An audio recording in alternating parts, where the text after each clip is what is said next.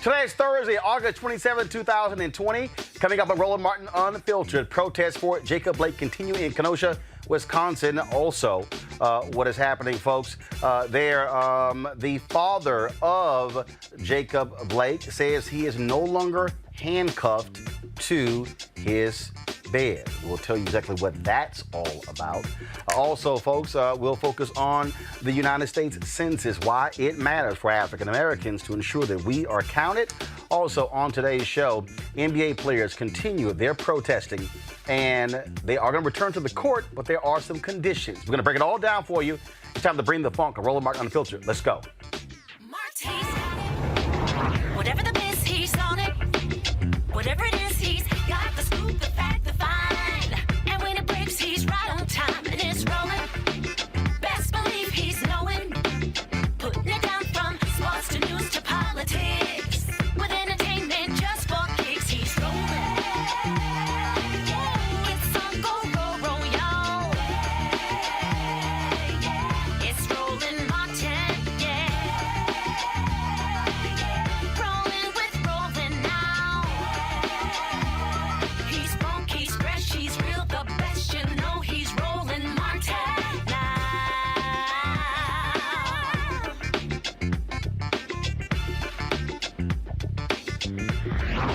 Martin. All right, folks, today is the 57th anniversary of the March on Washington for Jobs and Freedom. Is also the anniversary of the death of Emmett Till. Those things have long coincided. Thousands gathered at the Lincoln Memorial today to commemorate that march, and also the focus was on the deaths of black men at the hands of cops. Here is a recap of today's march. August 28th is a day to remember the triumphs and tragedies that have taken place in our historic struggle for racial justice. Today, we commemorate the March on Washington to Jobs and Freedom in 1963, where my father declared his dream. But we must never forget the American nightmare of racist violence exemplified when Emmett Till was murdered on this day in 1955, and the criminal justice system failed to convict his killers. 65 years later, we still struggle for justice, demilitarizing the police, dismantling mass incarceration, and declaring and determinedly as we can that Black lives matter. In our struggle for justice, there are no permanent victories. For on this day, 12 years ago, I was honored to address the Democratic National Convention in Denver.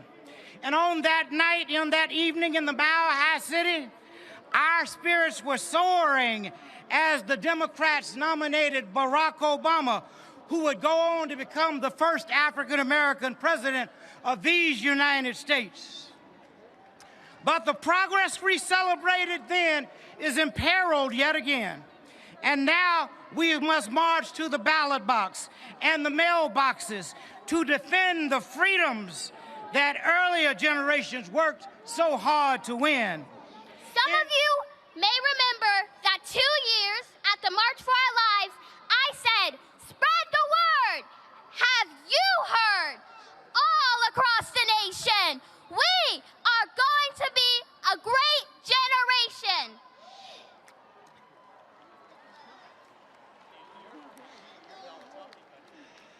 That was in 2018. I didn't know what would hit us in 2020. A pandemic that shut our schools and put our young lives on hold. More killings of unarmed black people by police. Attacks on our right to vote. Worst economic crisis since the Great Depression that we learned about in school. And more extreme weather than ever before. But great challenges produce great leaders. We are the great dreams of our grandparents, great-grandparents, and all our ancestors. We stand and march for love, and we will fulfill my grandfather's dream. So, show me what democracy looks like. This is what democracy looks like. Show me what democracy looks like. This is what democracy looks like. Show me what democracy looks like. This is what democracy looks like.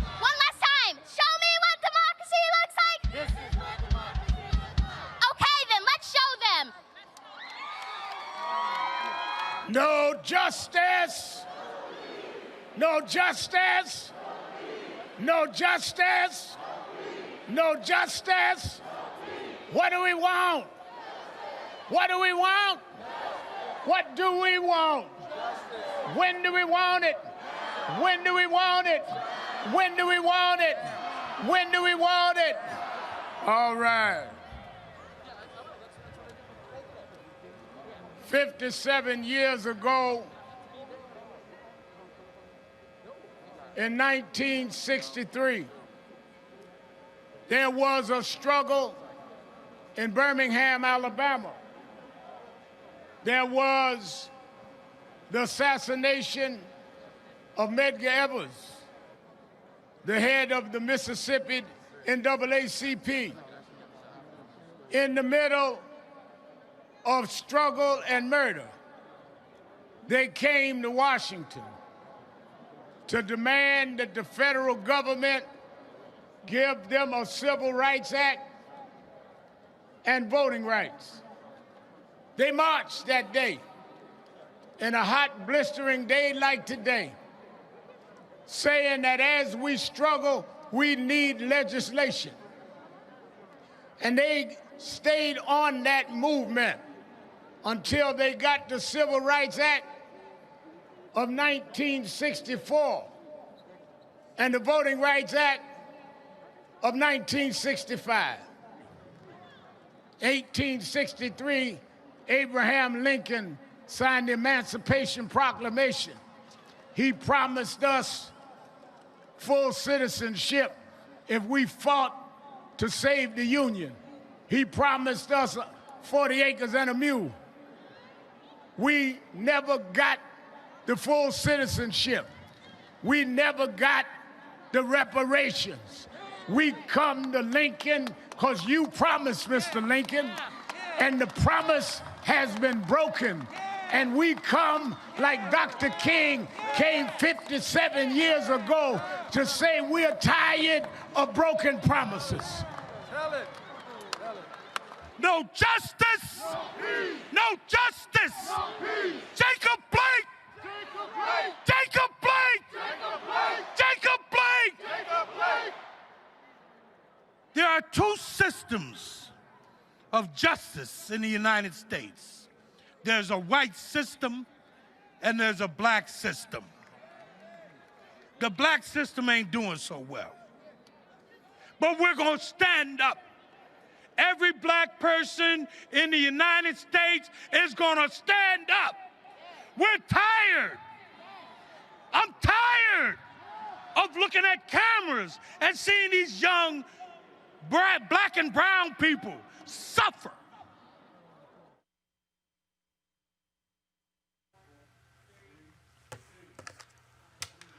All right, let's go to my panel. Rob Richardson, he is the host of the Disruption Now podcast. Derek Holley, president, Reaching America, and political analyst. And we'll be shortly joined by Misha Cross, political analyst and Democratic strategist. Rob, I want to start with you.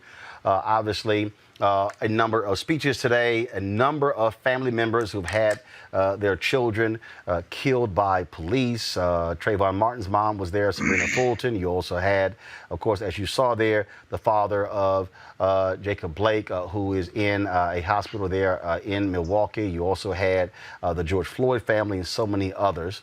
At the end of the day, you had this gathering. Thousands were out there. Crowd estimates around 10, maybe 20,000 or so. They marched from the Lincoln Memorial over to the MLK Memorial. So, Rob, at the end of the day, where we are is we are less than 70 days from Election Day. It simply boils down to mobilization and organization when it comes to voting.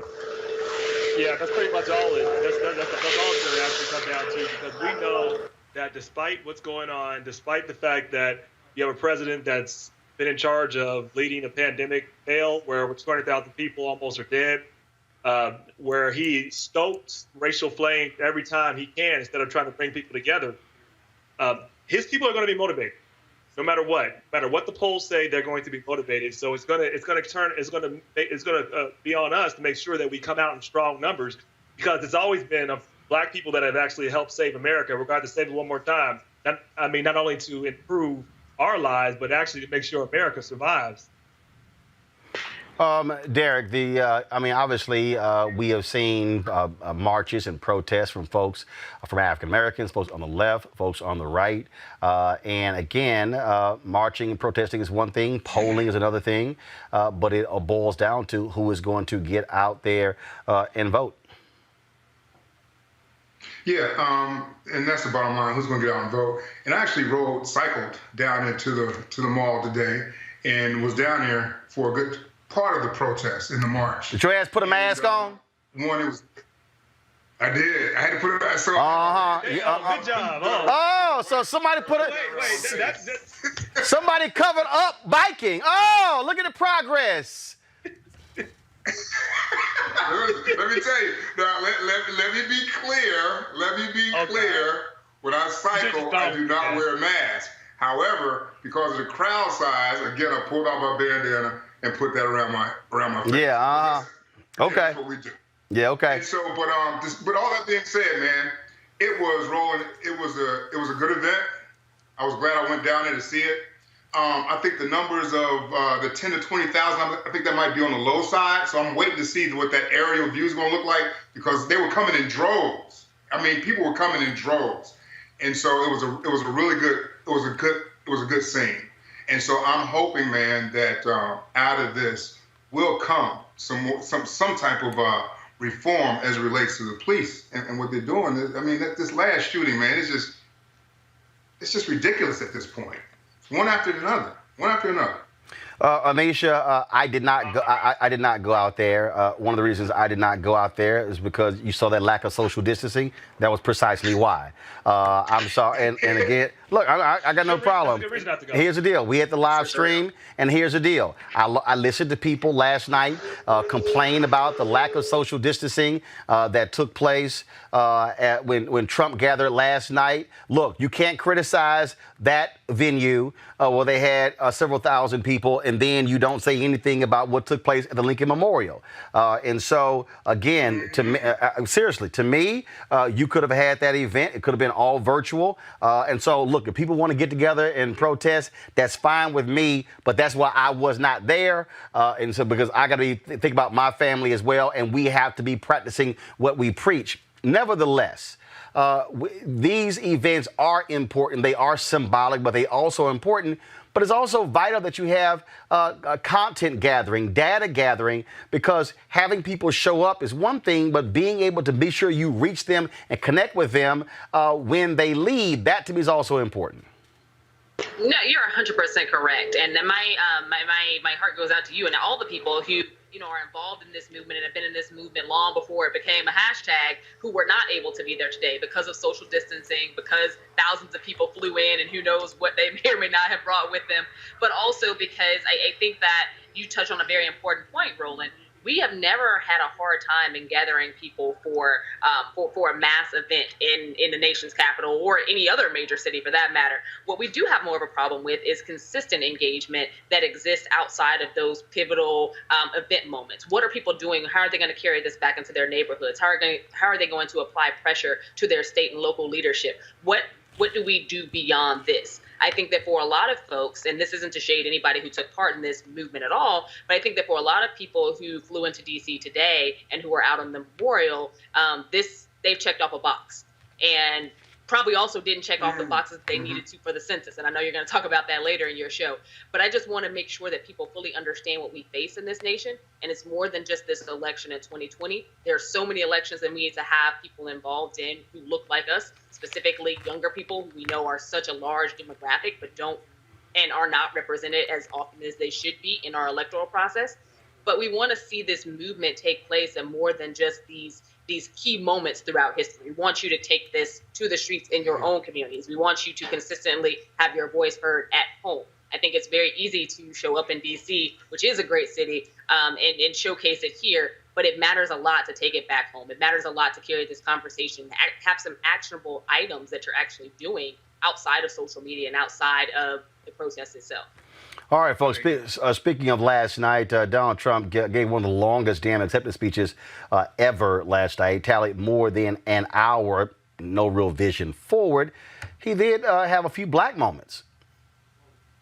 And to bring prosperity to our forgotten inner cities, we worked hard to pass historic criminal justice reform, prison reform, opportunity zones, and long-term funding of historically black colleges and universities.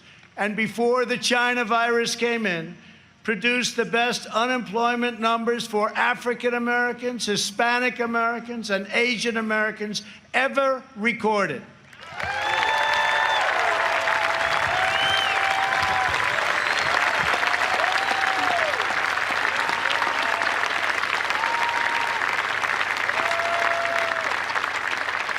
And I say very modestly that I have done more for the African American community than any president since Abraham Lincoln, our first Republican president.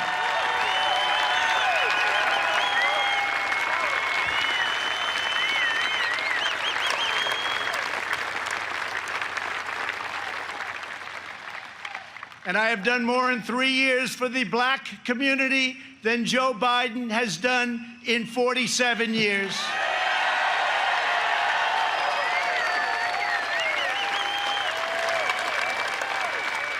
And when I'm reelected, the best is yet to come. There were a couple of minor details that were left out there, Derek. One, touting black unemployment. Yep, number did go down. Yeah, we went through that, didn't we? Number did go. What goes down did come up right now. It's at 14.6%. Donald Trump didn't even. We went through that. I went you. No, so I'm just saying. But to me, there's nothing more ignorant and ridiculous. It's for this fool to actually think, oh, I've done more for black people than any president since Lincoln. Now, if you start going through the Great Depression and FDR and the New Deal, if you talk about Truman desegregating the armed forces, and then a number of other different things. When you talk about President Lyndon Baines Johnson, Voting Rights Act, Civil Rights Act, Fair Housing Act, putting the initial pieces in place when it came to affirmative action, I mean, we can go down the line. In fact, if you want to even just say Republicans, fact of the matter is, Richard Nixon, if you read Bob Brown's book, Richard Nixon's efforts when it came to busing, second, when it came to affirmative action, third, when it came to investment in black businesses, Donald Trump can't even get close to that. But he ain't talking to black people, Derek. He ain't even talking to you, black conservatives. He really talking to the white people saying, I've been real good to the blacks. Your assessment. So you can feel okay. No, hold up, Derek, your assessment. I was going to say, yeah, well, I agree with you, everything was about what you said about Nixon. And, you know, Roland, I didn't pay a lot attention to the conventions because I knew it was going to be a lot of grandstanding on both sides. And to your point, he wasn't, I don't think a lot of blacks tuned in to the RNC convention. So I do think he was, for the most part, speaking to his base. And like I said, I didn't pay a lot to put a whole lot of credence, if you will, to either one of the conventions for that reason, because I knew there was going to be a lot of grandstanding for both sides. And for me personally, I think a lot, for the most part, except for independents, people have pretty much made up their mind about who they want to vote for come November. I think, Amisha, I do believe that you have a small percentage of people, white independents, who could go either way. I do believe that. I think in many ways, this election is going to be like 2012. I remember after Obama was atrocious in that first debate, Democrats were losing their mind. Oh my God, he's going to lose this. Polling showed folks were not really going either way. This election is going to come down to two things. It's going to come down to turnout, and then it's going to come down to voter suppression. Today, a judge ruled in Iowa, throwing out some 50,000 absentee ballots in Iowa because the information was filled in for the voter when it was sent to them by the local clerk. the Trump team, the Republican National Committee, they've already said they're going to send 50,000 poll watchers after that consent decree is no longer was invalidated after the last election. And they are going to be challenging mail-in ballots in every state. It's going to happen. It's going to happen. After the election is coming down. So, people can sit here and talk about the pageantry, and I saw these conservatives saying, oh, Democrats and the whole deal with, with the optics. They don't mean a damn thing. It's going to come down to turnout. No, you're absolutely correct, Roland. This isn't a time where we're going to see Trump trying to expand his base. He hasn't tried to expand his base during the entire 4 years, and I don't think he's going to try to expand it by November 3rd.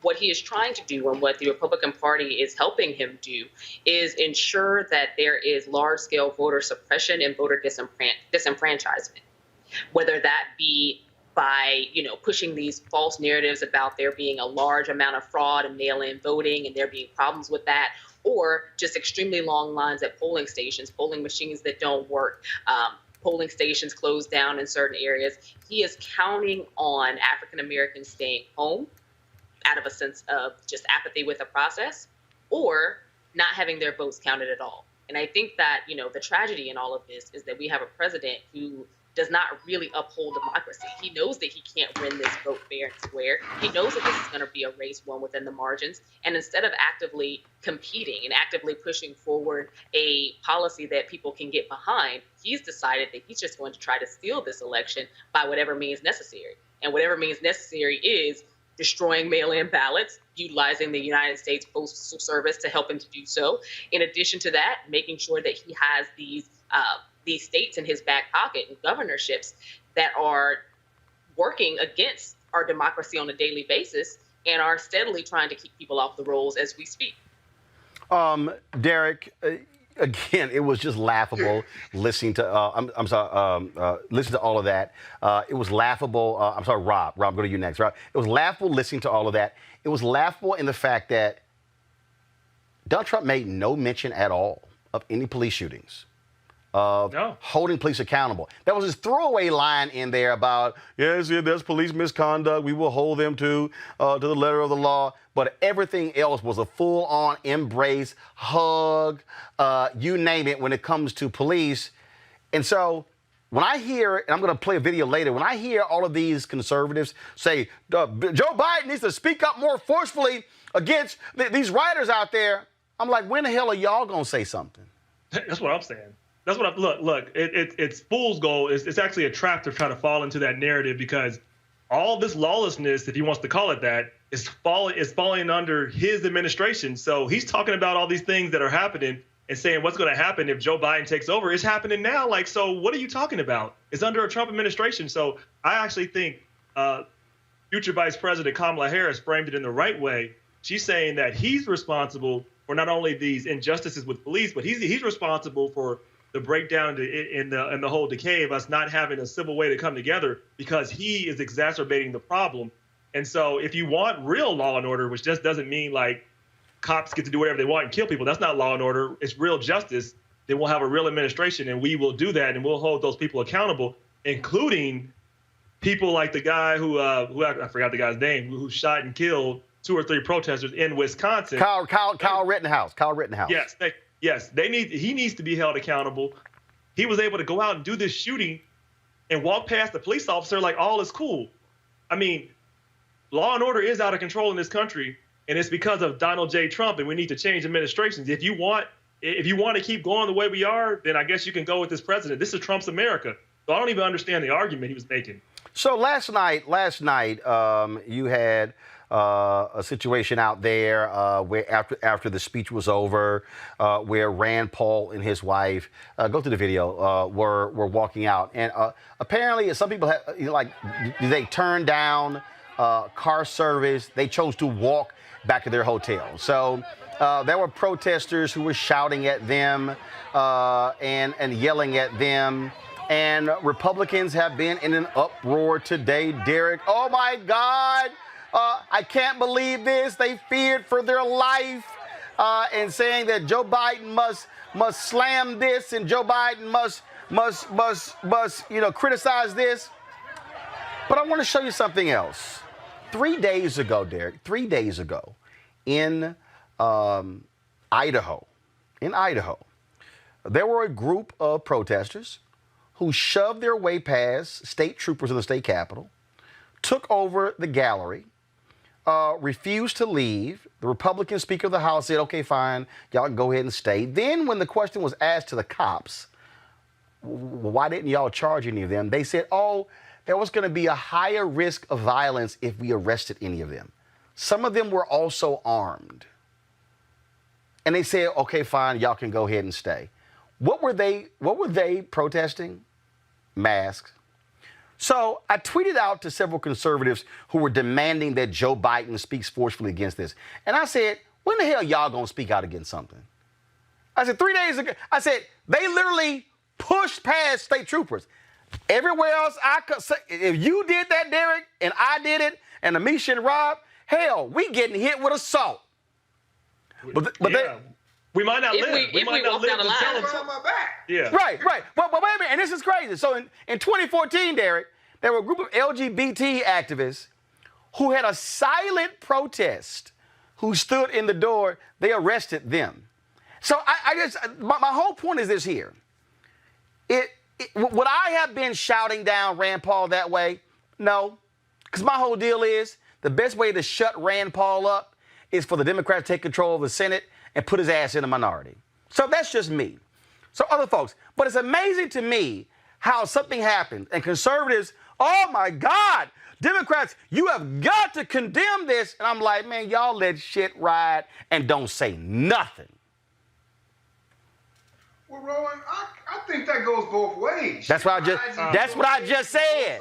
That's what I just said, Derek. Yeah, and so I think it rides on both sides. Now, today, I had a conversation with 3 Capitol Hill police officers. 2 of them was black, 1 of them was white. And so conversation led into what took place out at Lafayette Plaza. And I was like, man, I just don't think a lot of times that people see the whole true story of what took place. And they went on from there. And so what he said was, 2 black officers, he said, we couldn't do anything at Lafayette Plaza until they tried to pull down that statue.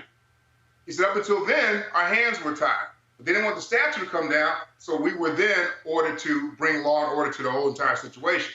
So again, Roland, I just think sometimes you can take a look, you can take a video, and you can take a story, and you can spin it to fit the narrative whichever way you want it to.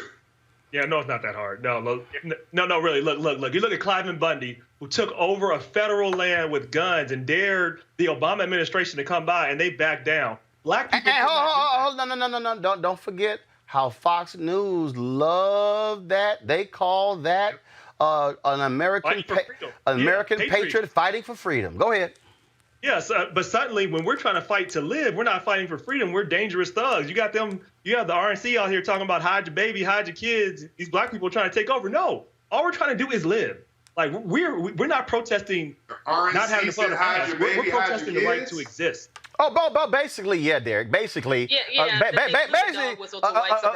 Amisha, pretty much 4 days of the Republican National Convention was like, they're coming to get you, white people. It wasn't even a coded translation. That was literally the argument. The Republicans are basing their 2020 election hopes on scaring the hell out of suburban white women because black people are protesting in the streets to have our civil rights and civil liberties upheld. And that is what it is, plain and simple. And we got to see it person after person on that stage every night for 4 nights, for 2 hours each night. That is what this is. Trump knows that his victory might just run through the suburban communities, and he's looking to speak to these white women because historically, trope after trope, when you scare a lot of white women into believing that the blacks are coming to get them, it changes things in this country. It takes democracy backwards. It takes black people backwards, and it has caused a lot of to our detriment, specifically black men, in terms of having their lives put at risk. Because the minute that one of these women ends up calling the police, it's the end of it for a black man. We know that. And as these situations keep on upticking, this president is utilizing this law and order mantra. It's not even about protests. This is about scaring people who don't even live amongst the population they're afraid of, that at some point, these people are going to rise up and they're going to take whatever it is that you believe is yours, and you're no longer going to matter in this country. That is what President Trump's message is. Derek, were you bothered by the fact that federal property, taxpayer, the White House was turned into a Trump stage last night? No president has... No, I wouldn't bother by that mess, man. No. Okay, all right. So you're saying that if a Democrat does that, you were perfectly fine with it? Yeah. If Obama would have done that, I'd be like, go. Yeah. Keep this tape. And Derek, and Derek, would your fellow Republicans be saying the same? I don't. Hell no, don't even try it. In fact, Trump had this. No, they would not. And so that's look. Let me tell you right now. One of the reasons why I really want to see Biden win, especially for getting rid of racist Donald Trump, is because I can't wait. I can't wait for him and Vice President Harris to do some stuff, and Republicans start talking, and all black people show me the hand, talk to the hand. Y'all didn't say a damn thing for 4 years. Talk to the hand. I'm telling you right now, if Democrats get control of the Senate, I'm telling you, Chuck Schumer should be the biggest gangster in D.C. It'll be shut the hell up. No. I'm talking about Chuck Schumer should do to the Republicans what Mitch McConnell did to the Democrats. Shut up. I ain't even talk. I'm telling you right now, I wouldn't even let them talk in hearings. I'd be like, y'all done? Gavel, approved. Y'all done? Matter of fact, I wouldn't even have judge by judge. What do Republicans do? They put 7 judges up there, Misha, and had one big ass hearing. I put 25 judges.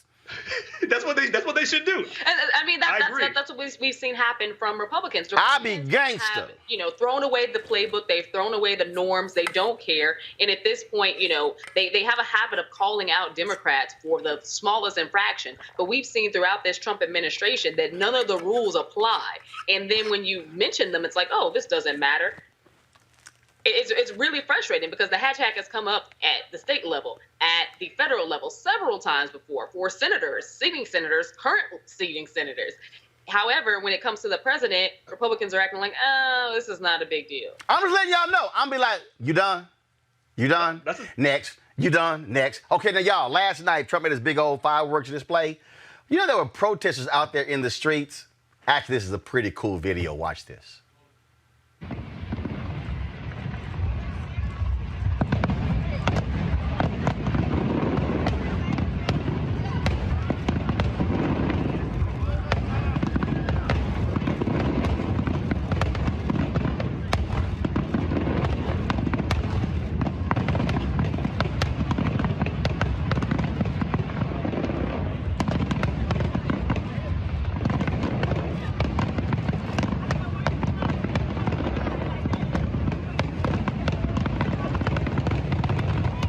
Well, Derek, 180,000 have died because Trump failed when it came to coronavirus. It's interesting. So I was Wednesday. My cousin texted me. She said, cuz, they're running that video on TV where you were standing behind Trump and in front of Pence when I was at the White House. And I was like, damn, what is this? So I turned on CNN to watch it to see what it was. But scrolling at the bottom of the screen was Spain. Their health minister said they had over 7,000 cases of coronavirus in one day. And he said, quote, coronavirus is out of control in our country. Spain, Italy, France, all the numbers are up. Even the other one where everybody was pointing to, we should use it as an example. Everybody is doing right now around the world. It's not just a United States problem. New Zealand? Is that what you meant? New Zealand's not. New Zealand's not up. No. New Zealand. No, hold on. Let me help you. New Zealand had 2. All the numbers are up. New Zealand had 2 new cases and they shut it down. 2. I guess from 0 to 2 is okay. If you wanna, all right. So CNN is lying. So your defense here is that other countries have numbers going up, even if it's only 2 people. There's no defense. So Trump is fine and America's not really in trouble. So 2 and 200,000, you see a difference there, don't you? What I'm saying to you is the coronavirus is deadly and it's impacting the entire world. It's just we know not that. a Well, United you're States saying problem. more than President Trump is, because during the entire RNC, they spoke about the coronavirus in the past All right. tense and It's as his though it fault. didn't exist. It's his fault. No, well, hell yes, his fault. it is his fault, Here's the deal. Here's the deal. When you're the president, Here's the deal. When you are the president, Here's the deal. Here's the deal. When Obama was president, Republicans are like, you can't take credit for low gas prices. Gas prices went high. It's your fault it's high gas prices. Republicans said, you can't take credit. No. I said, no. Wait. No. Republicans said, you can't take credit for the improving economy. Oh, I remember Jack Welch actually said, we can't trust these unemployment numbers. But now all of a sudden, I've got the lowest, it's all me. This fool actually said last night, Rob, I rebuilt the American economy in 3 years. How your ass, that's like saying, I rebuilt a car that already existed because I put some air in the tire. Yeah, do you remember when the Republicans got upset during 2012 when Obama was talking about how the government and economy works and how no one business builds everything by themselves? You have to have roads, you have to have bridges, you have to have, and he said one line, you didn't build that, and they ran a whole line of multi-million-dollar commercials. This fool says that he built the whole economy in 3 years, which of course is not true. But like here is what's true. He is responsible for the piss-poor lack response that he had with the coronavirus. How we responded was up to him. He decided not to have a national effort. He decided that it was a hoax. He decided that people didn't need to wear masks, and that caused a whole bunch of lives. Period. End of discussion. Hey, Derek. Starts and ends there. Hey, Derek, I'm just curious. I just want to know, have you ever done this? I know you're about to ask me something crazy. No. I just want to know, have you ever done this? Have you ever sat down with some friends who you and your wife invited over to the house, and your wife prepared this amazing meal, and she spent all day preparing this meal, and sat down and one of your guests said, Derek, this is an amazing meal, and you said, absolutely, I spent all day working on this meal, and your wife look at your ass like, no, your ass didn't. That's Donald Trump. Obama literally said, here is a great economy. And he's like, I built this. It's all mine. I built it all by myself. I get all the credit. Nothing happened before I came. Your wife would sit there. She would say, Derek, let me holler at you for a second. She would cuss you out there on the spot, wouldn't she? Pretty much. Hell yes. Hell yes. Yeah. So that's exactly probably how Obama feels when this lame ass up there talking about I rebuilt the economy in 3 years. Man, whatever the hell. That's just nonsense. That narrative also presupposes that the economy was completely in shambles and destructive before Donald Trump came in. That's what I'm saying. Absolutely incorrect. That's what I'm saying. That's like saying, wait a minute, I have all these ingredients and uncooked meat, and just nothing is cooked. But then all of a sudden, if I came in and did something with it, I can take credit for the whole dinner. But you can't walk in and say the whole dinner is now prepared, is cooked, and is served, and then you go, where my love? Show me some love. Man, he destroyed. He made it worse now. The economy's in a worse position. Take all the credit for the coronavirus deaths, but no credit for the economy. No, Derek, what we're saying is, if your ass gonna take credit for the good stuff, your ass gonna accept blame for the bad stuff. And I ain't trying to hear, it was so great before COVID. Cause that's a part of that's in your 4 years, baby.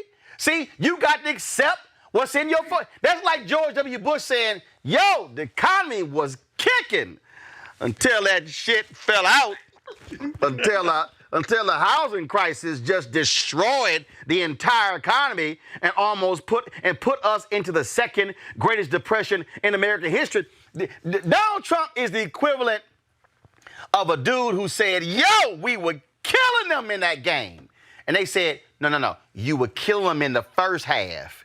You got your ass whooped in the second half and you lost the game. yeah, but by halftime, we were killing them. Yeah, I would say this about Trump, though. You cannot underestimate his ability to rally the troops, though. He knows how to. Oh, they don't care about lies. They don't care about lives. They don't care. They don't care about the economy. I mean, like he's able to get them to feel so good about whatever, about whiteness, about craziness, about whatever, about his bully lies that they will just buy into it. Derek, for 3 years, this man has lied, saying he signed the Choice Act for veterans. Dog, there's literally video of Obama signing it in 2014. The fool last night said he signed the Choice Act. And everybody stood and applause. It was in 2014, bruh. This man will lie. We will just lie about anything. And things that can easily be fact-checked extremely quickly because he knows that his base does not care about facts. He knows that his base doesn't care about truth. He knows that his base is going to be with him regardless. And I think that he also counts on Americans as just not being that smart because literally his speech was fact-checked in real time. He's not only making up dates and events, he's also creating stories out of nowhere in terms of his own progress. Yeah, and I think that, it gets frustrating after a while because you continue to see this. We saw it got him into the White House the first time. I would be scared to think that this exact same thing would get him into it a second time. Hey, Derek, you're an Omega, and so I've now found. You guys. Go ahead, Derek, go ahead. I was going to say conversely, you're saying that, he thinks that Americans are stupid. The same could be said for the Democrats. On what? And just that all black people going to vote for me, period. Actually, if you start breaking down numbers, the reality is that was 93% of black women voted for Hillary Clinton in 2016. That's damn nearly all black people. Derek, it's just by the likelihood, just like the likelihood that the majority of white men are going to vote Republican. You know why? Because they always vote Republican. Right. I mean, right. I don't think of that as racist. Like, for instance, like if Donald Trump said, yo, the majority of white folks with me. Well, no Democrat has gotten higher than 40% of the white vote since 1964. So that's factually correct. So what's the problem? So Derek, we talked about this on one of your shows before, Roland, that, in 2016, that was the lowest turnout for black voters. No. There was the lowest turnout. No, in 2016. No. The lowest. 20 years. Right. Thank you very much. Now you had to correct yourself because the lowest turnout for black people when we couldn't vote. Yes. So that was a drop of 2.4%. In 2016, we're going to make sure there's no drop. But Derek, you've been in Omega. I have now found the perfect response when I have to encounter whatever you say in public. I have now found it. So, Derek, I just want you to know, from this moment forth, anytime you say some ignorant shit on this show, I am going to play this. Are you going to make me disconnect? No. Come on, y'all. Don't go. It's on the iPad. Don't go snowflake. Go to my iPad. Don't be a snowflake. Huh? It's no sound. Just pull the video up. No, I don't know what the control room. What y'all doing? Pull the video up. No, I've got video playing, and it's showing it. So, Derek, this is perfect for you. Because last night, and I want to thank Melania for providing me this video. Do y'all have it now? Here we go. Here you go, Derek. This is for you. From now forward, Derek, this is right here. Derek, right? This bullshit. Hello, this lying ass. Right there. That's going to be for you every time. Every time, Derek. Every time. Like, so let me give you mine. This is mine right here, Derek. Bullshit. Here you go. Yeah, there you go. He lying again. Yeah, that's it right there. That's what it's gonna be from this point forward. When you say something and people go like, Derek back on your show, yeah, okay, his ass. Look at it. She like, hi, co-first lady, how you doing? Yeah, okay, whatever. Let me go to a break. We come back. Yeah, that was for you. I'll be back. Roland Martin Unfiltered in just a moment. You want to support Roland Martin Unfiltered?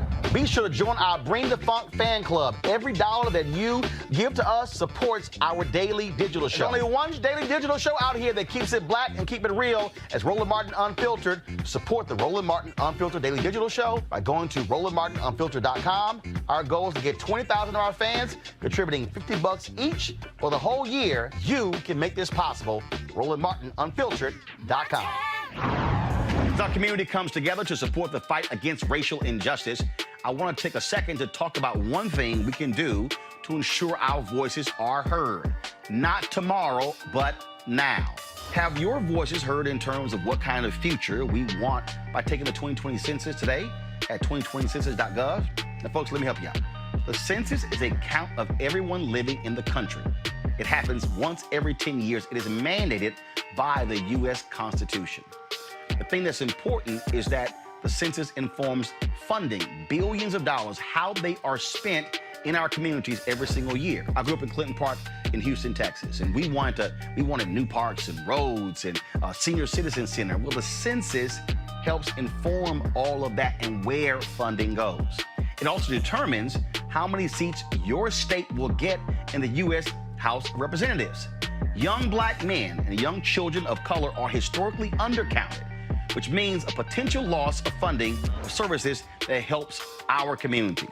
Folks, we have the power to change that.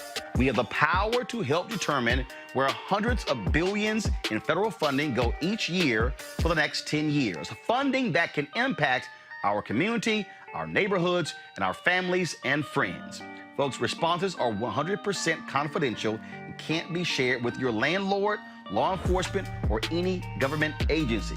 So please, take the 2020 census today. Shape your future. Start at 2020census.gov. NBA is back this weekend, but after extensive conversations with the governors, owners throughout the week, the league and its players released a joint statement today detailing the concrete changes they hope to see going forward as they resume play. Among the commitments is the immediate establishment of social justice coalition with representation from players, coaches, and governors that will cover a wide array of issues, including increased voting access, promoting civic engagement, and advocating for meaningful police and criminal justice reform. In every NBA city where the league's franchise owns and controls its arena property, team owners will work with local officials to turn those arenas into voting locations for the 2020 general election, giving constituents a way to vote in person during the coronavirus pandemic. If that isn't possible, there will be an effort to use those facilities in other ways, including as sites to register voters and receive ballots. Folks, this was something that they had no choice. The players were prepared to walk away. LeBron James, one of the voices, had reached out to President Barack Obama. Amisha, this is a pretty interesting deal here, and this is where players utilizing their leverage. That's what they did. Okay, we got issues with your microphone, so let me go to Rob. Rob? Yeah, I mean, this is the power of solidarity. It shows you the power of coming together and what you can use with your platform. I'm proud of these athletes because I had some debate with some folks. They were like, well, they shouldn't do this. They don't have a plan. Clearly they do. And this got folks' attention. And this is what's going to be needed for this fall because we're going to need a lot of energy. And they're going to, as we've talked about, they're going to try every avenue to suppress, to intimidate. But when there's a light shine on it, it's going to be very hard. And there's a high turnout. Despite all of those issues, we're going to be able to win. So I just tell people, look, don't worry about voter suppression. Just get out and vote. Derek, you got some NFL owners. They better be be concerned. I was reading a piece from Jim Trotter earlier today, and he said there are a number of NFL players who are thinking about saying, "Yo, we're gonna boycott at least one of the games." I'm telling you, these what the owners got to understand is this here: you ain't got no product unless you have players. Get the players. Indeed, Roland. And man, let me tell you, it was a couple of days ago. I was taking Derek to training for our track practice, And he was saying, Dad, they're gonna, they're not gonna play. I said they're gonna protest the NBA. I was like, well, they ain't gonna protest unless they play the game. And I was so happy when I heard the Milwaukee Bucks had walked off and weren't gonna play, because that's power, man. And these players have the power to really, really make a change. Roland, when you had your show, when we was on TV One, we were talking about the NFL at the time when he was kneeling, when Kaepernick was kneeling, all that kind of stuff. It's like, Derek, you're going to get this message to the White House. So I'm going to get it over there. And right now, man, and even back then with Colin Kaepernick kneeling, I think these players, as long as they have a plan, and they have a plan, they can have an impact on what society and what happens in this country right now.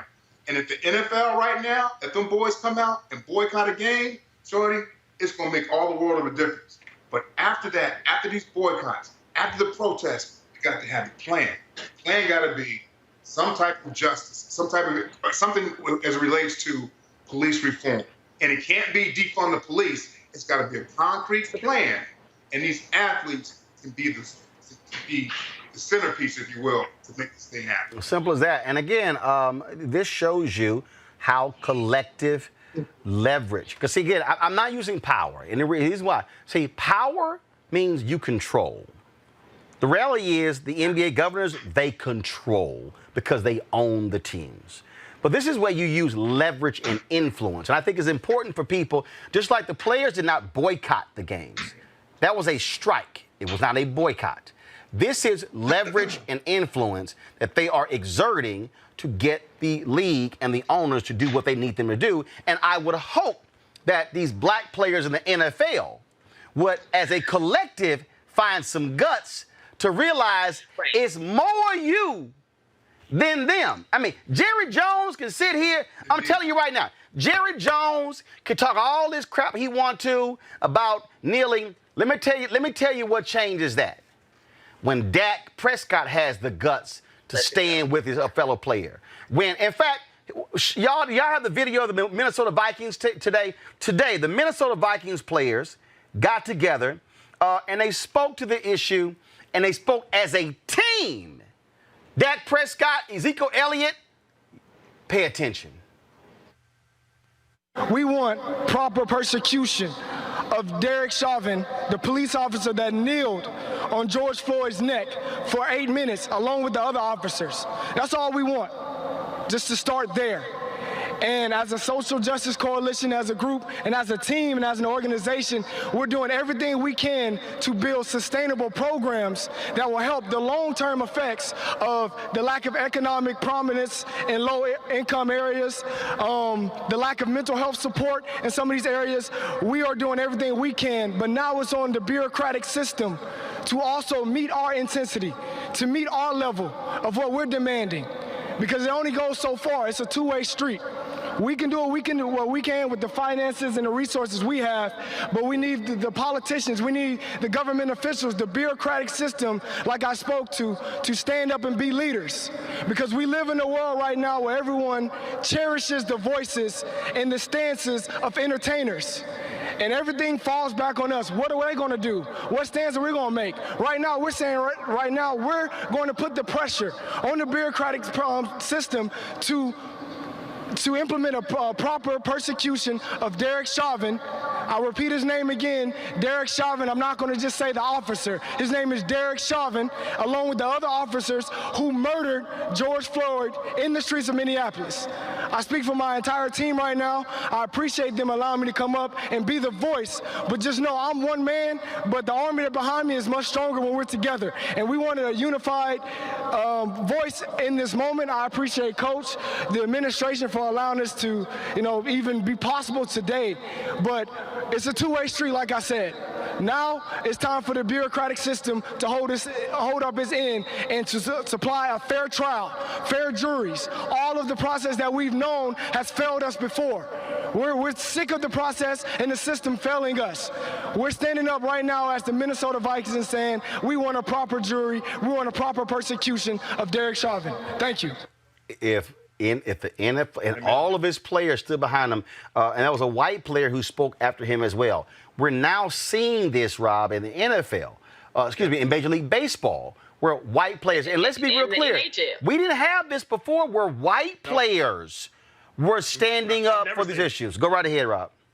No, I've actually never seen it. It's encouraging, but I would tell you it's also scaring a lot of people. I can speak right here in Cincinnati, Ohio. My fiance and her kid goes to a Catholic high school, and the principal came out with this letter saying he believes Black Lives Matter, but doesn't want anybody taking a knee at the game, or otherwise you could get suspended. So in other words, you don't believe in Black Lives Matter. You don't believe in protest. So this is worrying people, and that's why I know it's working. And so it's taking the power of the agency. Yeah. We're not here just to entertain you.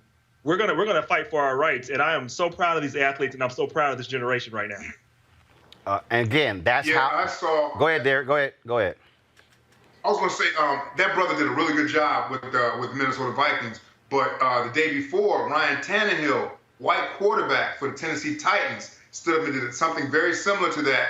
Had the whole team behind him, and it was powerful to the point where he actually got choked up, and a couple of tears came down, and it was a good thing, man, because there are some really good white people out there who are really, really supporting this movement.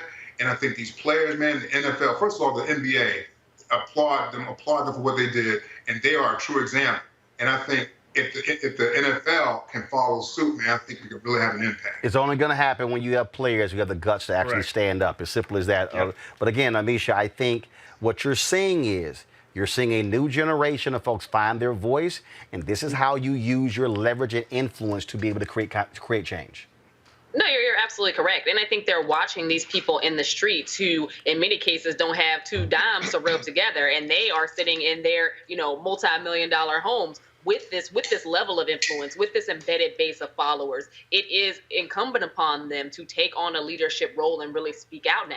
For the NBA and the NFL, these are two institutions of sports that would not exist without the athleticism of African-American males. So to see the NBA, first and foremost, go out of its way and take the charge that it has, I think that it shows a strength in leadership, and it's something that, we're going to see showcased throughout some of the other leagues. I'm also extremely impressed by the MLB and the NHL, which are not majority black leagues that are really taking a stand right now as well. Yeah, that's the case, folks. Let me give you this headline here. Fabiana Pierre-Louis has been confirmed to become the first black woman to serve on the New Jersey Supreme Court. The full state Senate voted 39-0 to approve Governor Phil Murphy's pick to be the next associate justice on the state's highest court. She will be the third black judge to join the court in the state's 244-year history. She also will be the youngest justice on the current court. It's also of course, her folks are immigrants of Haiti, and so certainly congratulations to her for that. All right, folks, that is it for us. First half of our show. Rob, Amisha, and Derek, we certainly appreciate all three of you being with the panel. And look forward to seeing you guys next week. Yes, and Derek, stop hanging on this time. Not hanging up. Yeah, Derek, nice job. Yes, I mean, in fact, Derek, one of the folks on my social media said Derek must have taken his ADHD medicine because he hasn't hung up yet. You ain't pissing me off. Yeah, no, right. You took your medicine. Thank you for taking your meds. You're now, my man, though, thank you. You're an alpha. You still my man. Thank you for taking your meds. So please, if you can affect Kanye, that would be great. But Omega Kappa, that's all the same thing. Y'all, thanks a bunch, folks. Hold tight.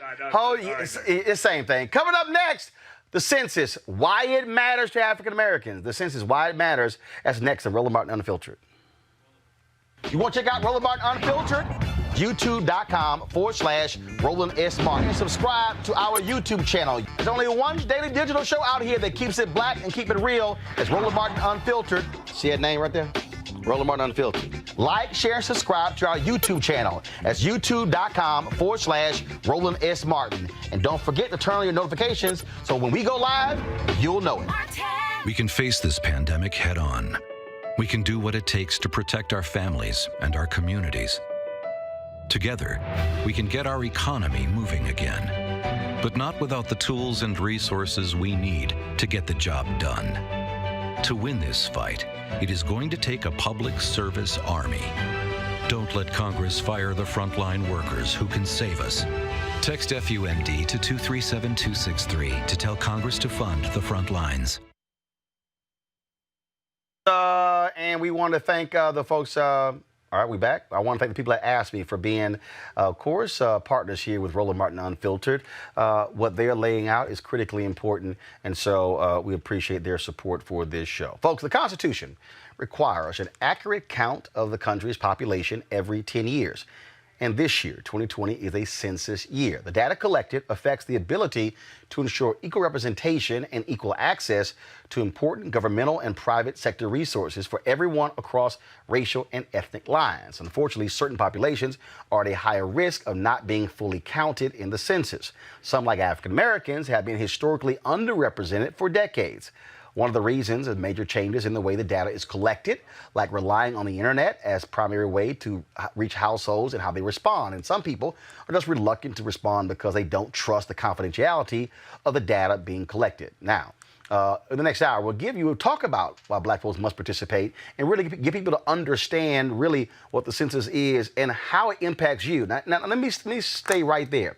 Because some of you who are watching right now, there are more than 6,000 people on YouTube right now, and there's 1,000 plus who are watching on Facebook and Periscope, and you're sitting there saying, all right, you know what, this is not really exciting, this is not really interesting, but we're talking about billions of dollars. If you are watching us right now, and you care about parks, roads, stop signs, highways, expressways, health centers, if you care about how dollars are being allocated based upon census tracts, the census is how that money is allocated. Michael C. Cook, Sr., he is the Director of Public Affairs for the Census Bureau. He joins us right now. Michael, how you doing?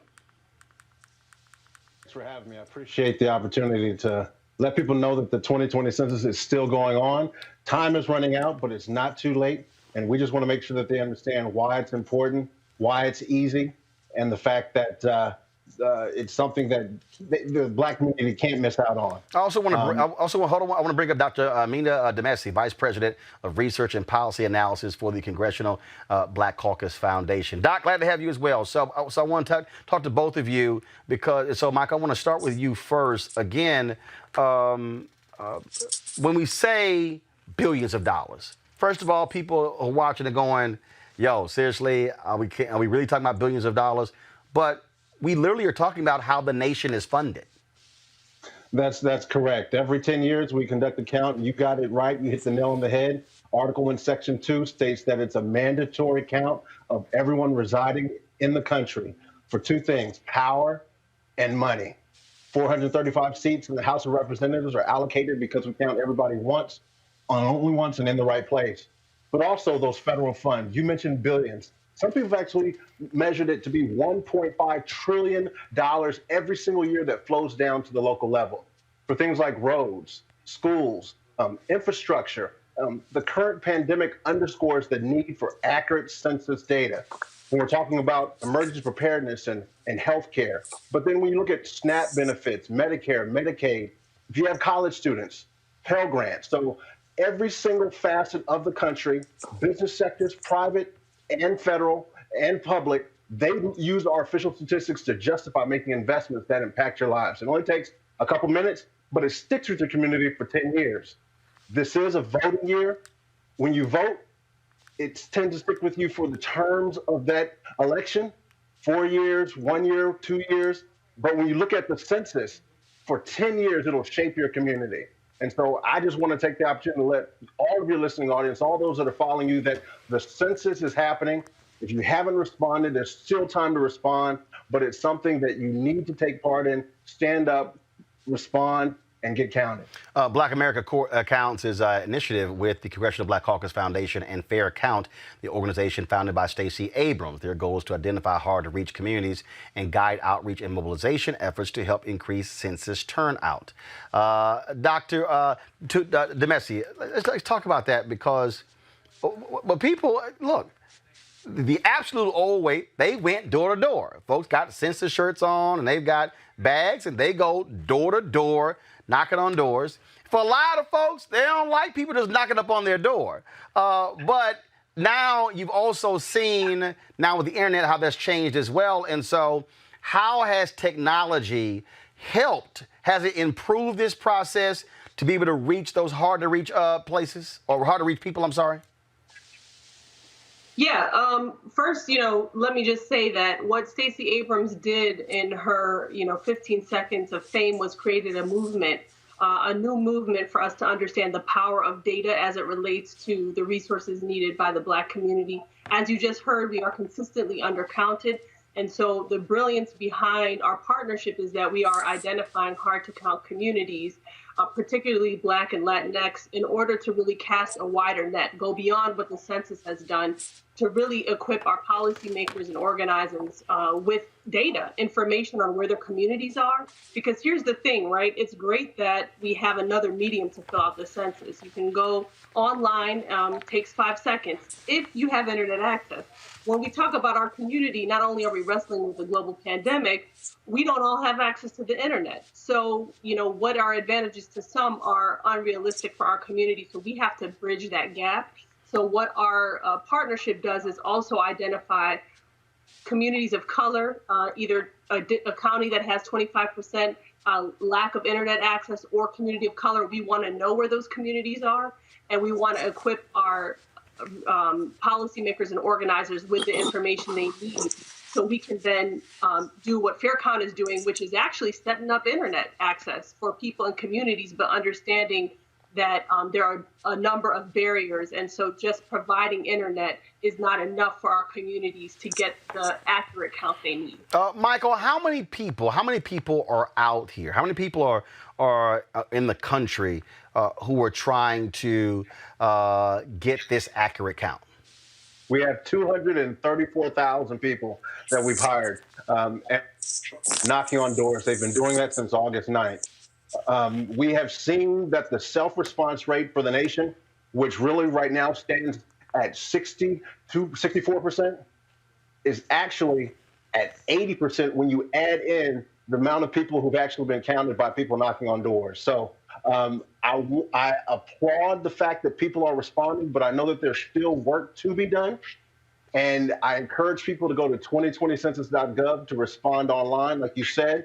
But remember that our online instrument is optimized for mobile. So people can actually respond on any mobile device, any device that can get to the internet, as well as phone numbers. We have 13 phone numbers in 13 different languages that people can call to complete it over the phone. Michael, let's talk about safety. And that is, look, this has been one of the concerns.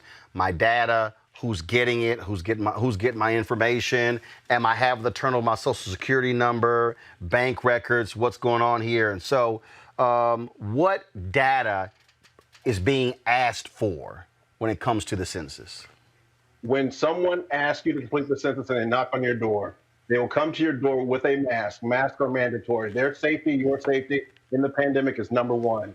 They will be 6 feet away from the door, asking you questions and inputting these simple questions into an iPhone 8. They will ask you your name. They'll ask you your phone number, because if there's something wrong with your answer, they circle back, they're going to call you. They're going to ask you how old you are. They're going to ask you your race, your ethnicity, your relationship to anybody else who lives in that house, how long you've lived in that house. They're easy questions. We don't ask you about social security number on the 2020 census. We don't ask you about bank accounts.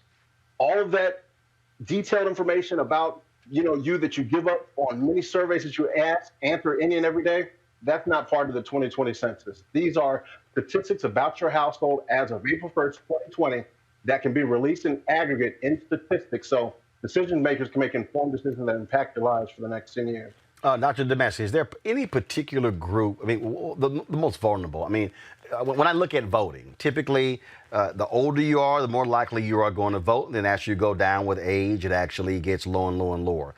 Are we seeing that same thing mirrored when it comes to the census? Yeah, and I commend, Michael and his leadership in this space, because, every 10 years gives us another chance to get it more right, right?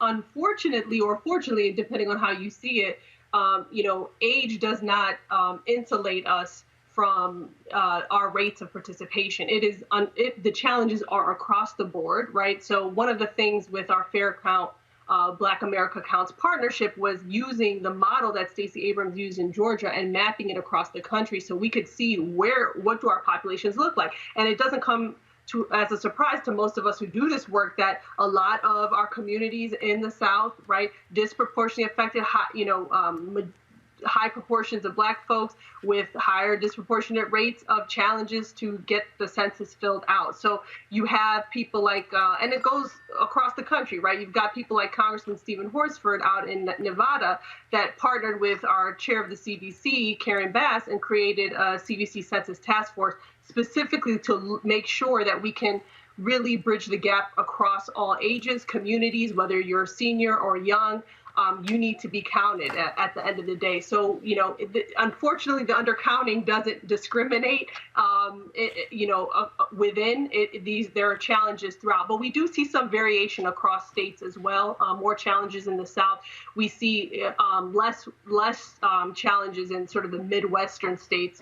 But, the census has the data to keep track, but it really is incumbent upon us to get the word out, because it's kind of abstract, right? We all say go to vote, everybody gets that. When you say go fill out the census, people are like, well, why, right? And then we got to break it down, because this is about the services that you need every day for your survival that we are voting about, right? This is what it comes down to: reapportionment, reallocation of resources, billions of dollars. So that's the language translation that our communities have to make, so people understand it is just as important as voting. Michael, is there any particular region of the country for Black folks that is more difficult? And where do we do the best? Well, when we look at our statistics and we look at the returns of self-response, we have found that the patterns of non-response actually track with the patterns of the country that have been highly impacted by the pandemic. So we are working with our partners to ensure that while people are dealing with life and liberties and making sure that they are safe, that they know that in this time, there's still time and a responsibility to respond to the 2020 census.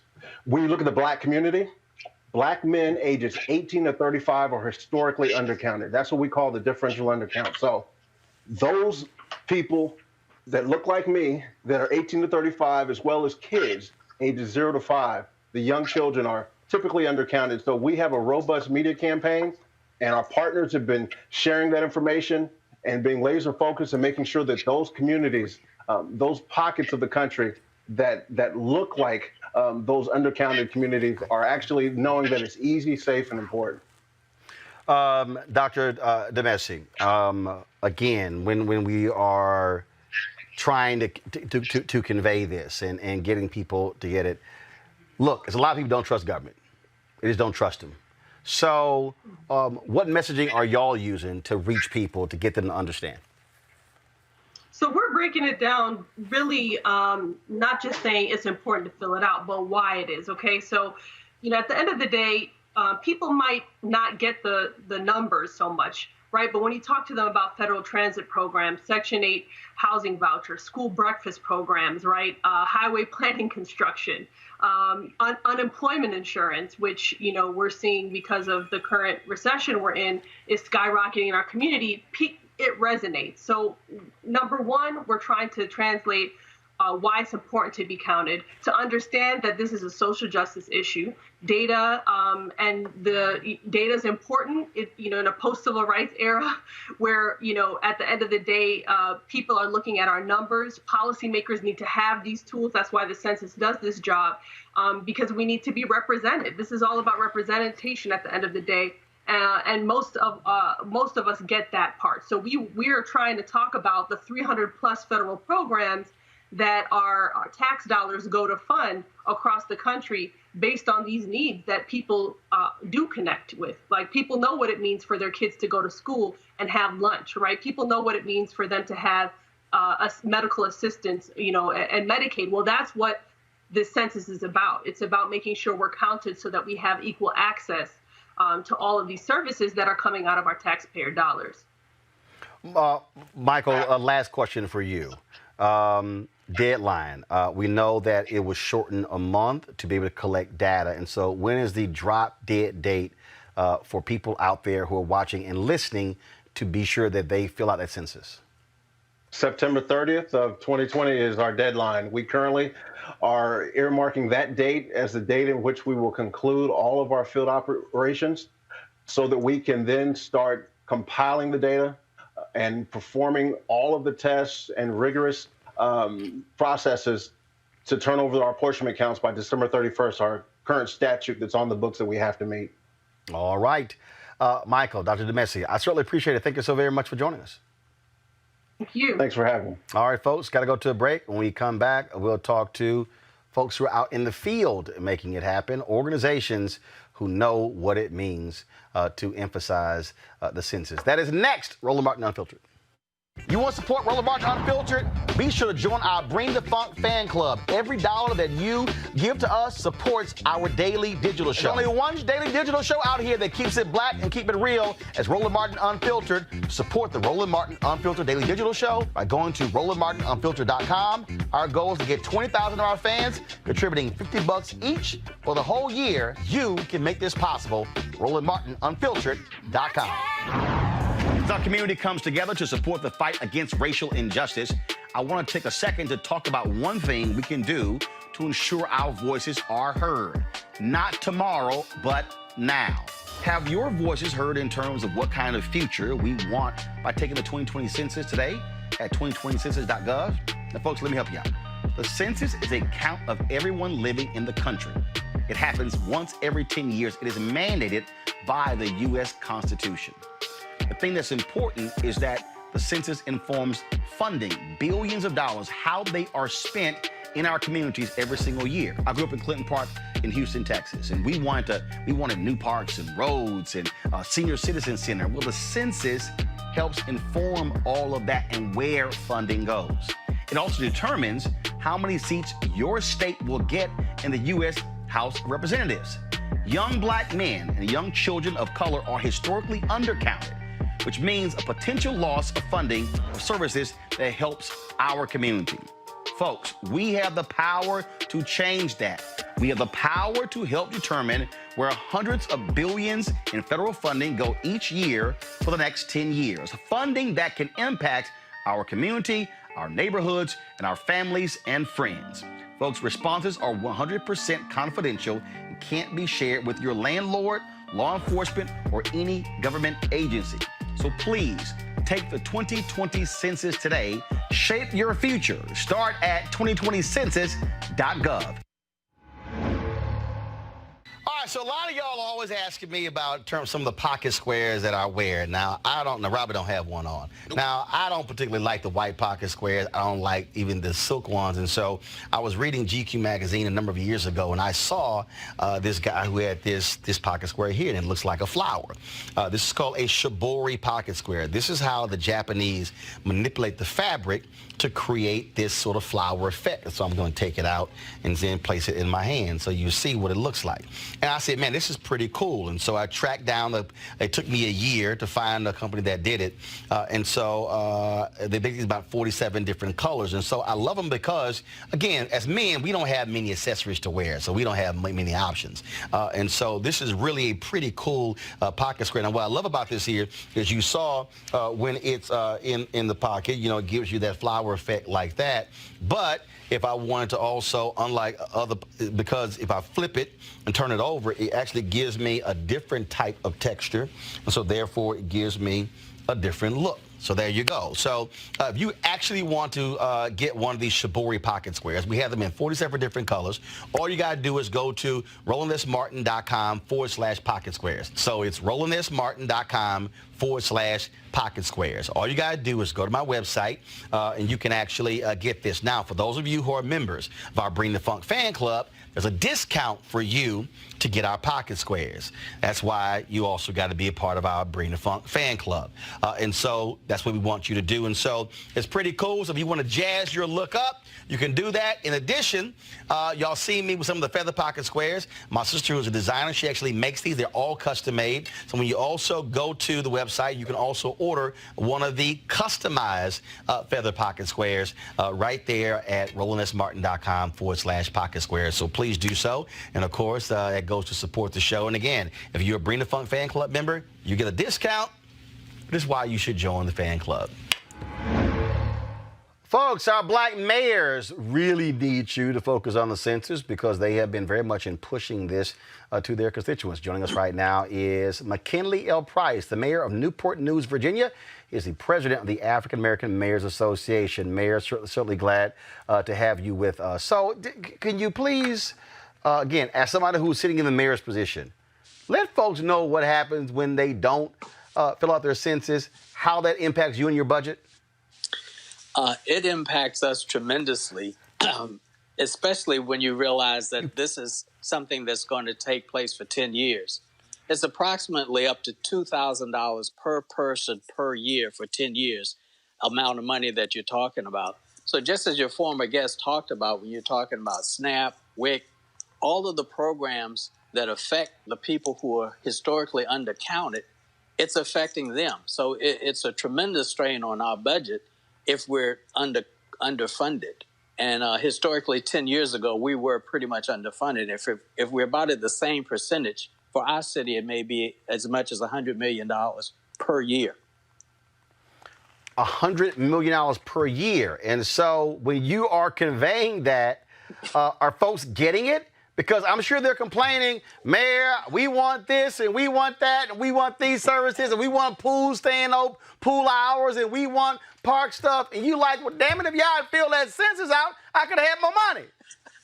Absolutely. We're doing everything we can, with social media. We're having contests. We actually had a contest between mayors. And you'll see the larger cities doing it too. I think Houston and Atlanta had a rivalry. Those two mayors, but the mayor of Hampton, Mayor Tuck, and I, if he won, had more people within a period of time to enroll before I did, I would give him a bushel of oysters, and I was going to get crabs if he won.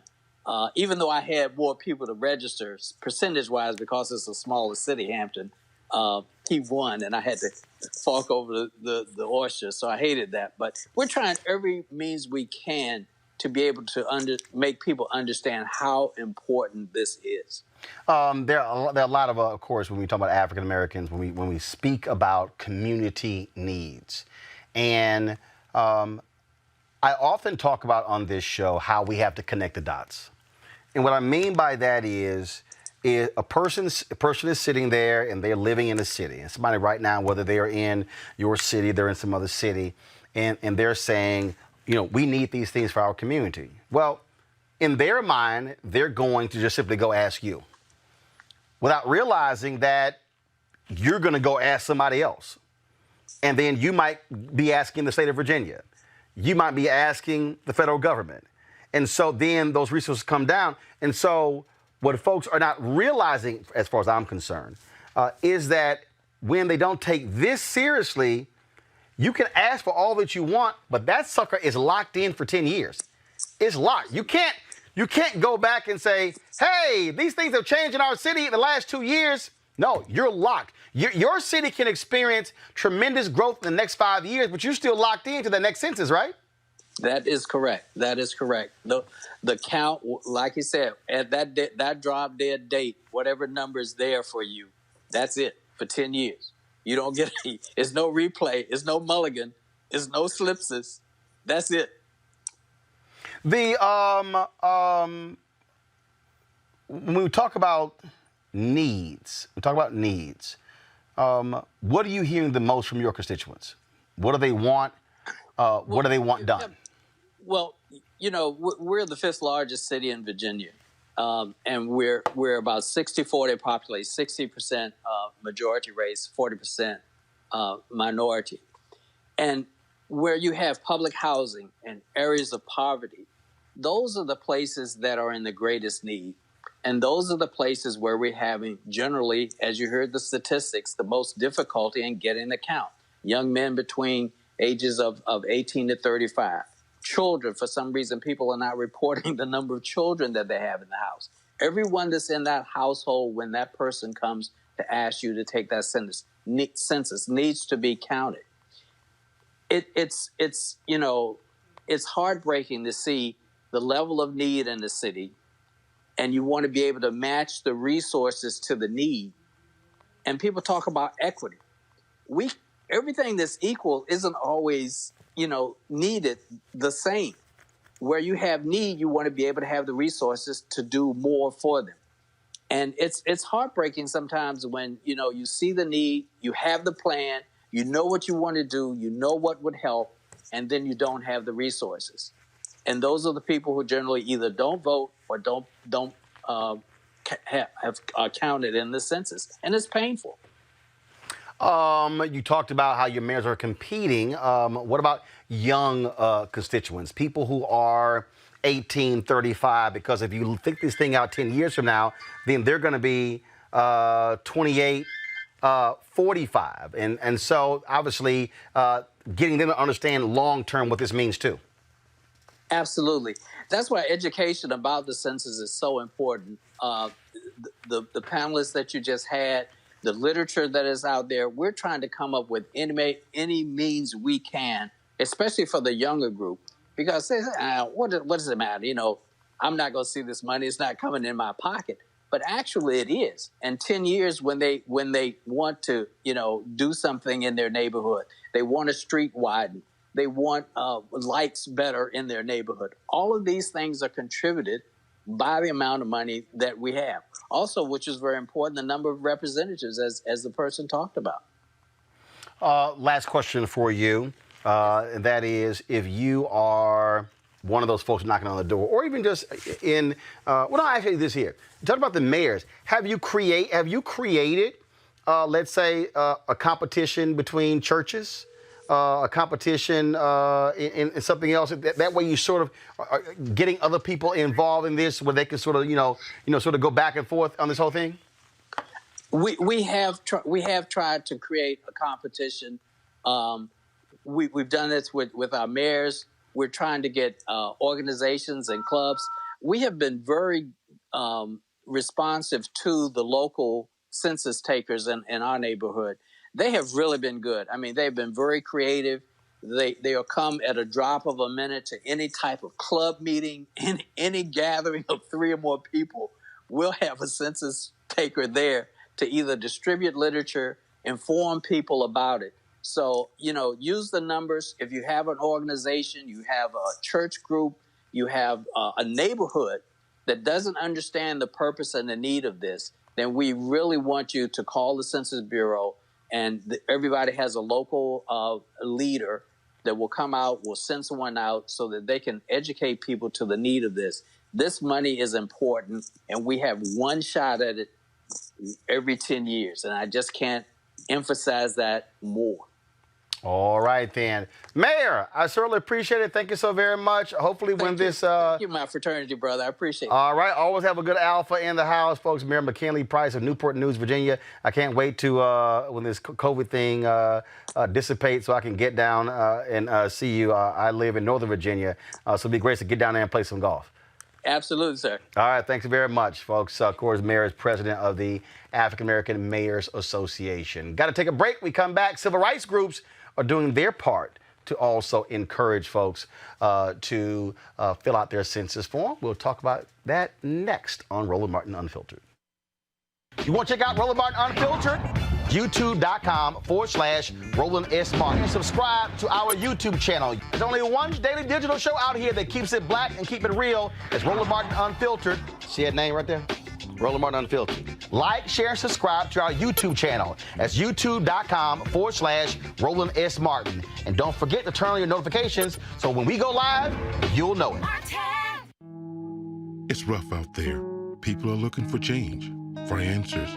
One answer is at your fingertips, the 2020 census. Census takers will be visiting households to make sure we are counted. Because an undercounted community could miss out on billions of funding for schools, healthcare, and job assistance each year for the next 10 years. Too much is at stake. Respond online today. Shape your future. Start here at 2020census.gov. As our community comes together to support the fight against racial injustice, I want to take a second to talk about one thing we can do to ensure our voices are heard. Not tomorrow, but now. Have your voices heard in terms of what kind of future we want by taking the 2020 census today at 2020census.gov? Now, folks, let me help you out. The census is a count of everyone living in the country. It happens once every 10 years. It is mandated by the U.S. Constitution.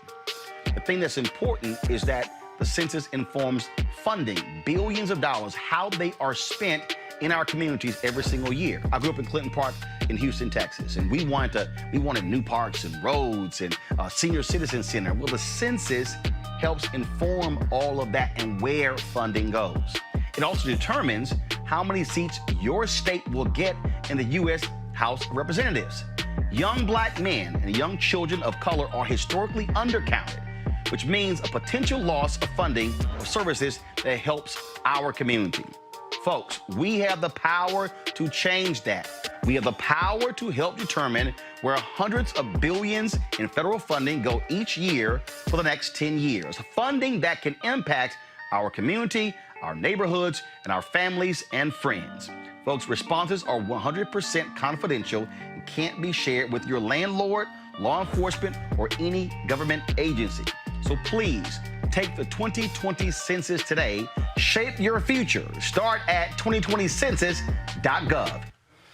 All right, folks, civil rights organizations are united in pushing Congress to extend the deadline for the census count. But the reality is that if it doesn't happen, we still have to drive this thing as hard as we can. Joining us right now is Beth Link. She is the Census Counts Campaign Director for the Leadership Conference on Civil and Human Rights, and Melanie Campbell. She's the President, CEO, National Coalition on Black Civic Participation. All right, glad to have both of you on the show. Beth, I want to start with you, and that is, look, date's been moved up, and the reality is, if it doesn't get changed, we have to ensure that we are counted. And so what does that look like?